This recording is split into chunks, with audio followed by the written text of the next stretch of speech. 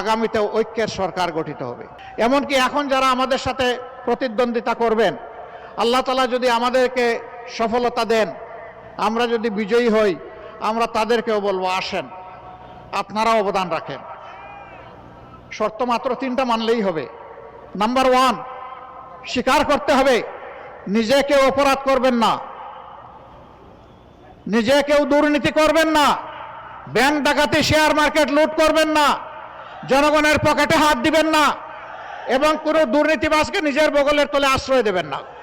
Number 2, সকলের জন্য সমান এবং ন্যায় বিচার নিশ্চিত করা হবে। শিশু থেকে বৃদ্ধ, ধর্ম বর্ণের কোনো বাছ বিচার করা হবে না। এদেশের নাগরিক, এমনকি এদেশে বসবাসকারী যে এদেশের নাগরিকও নয়, তারও ন্যায় বিচার পাওয়ার অধিকার আছে। সেই ন্যায় বিচারটা আমরা নিশ্চিত করব। কোনো রাজনৈতিক নেতা কিংবা দল বিচারের উপর হস্তক্ষেপ করতে পারবেন না।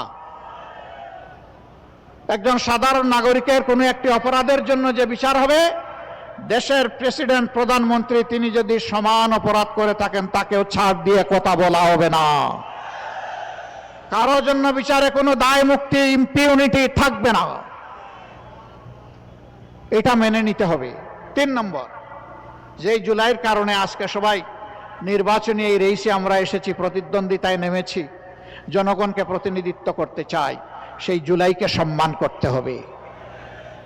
এই জুলাই সংস্কারের সকল প্রস্তাব বাস্তবায়নে অঙ্গীকার দিতে হবে।